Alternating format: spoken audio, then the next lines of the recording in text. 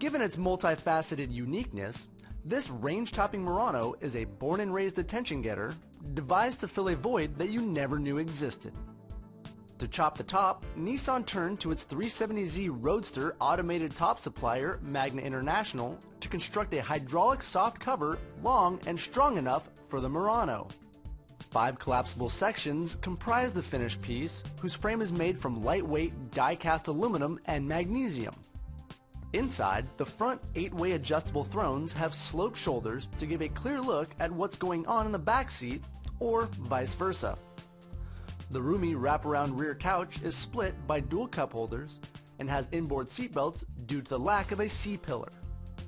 Dash layout follows current Nissan lineage with a colorful 7-inch central display screen and 6 dominant control knobs set immediately below.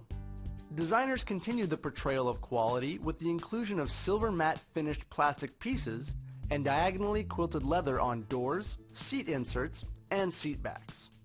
Green light fully ablaze, engineers fortified and modified the brand's D platform.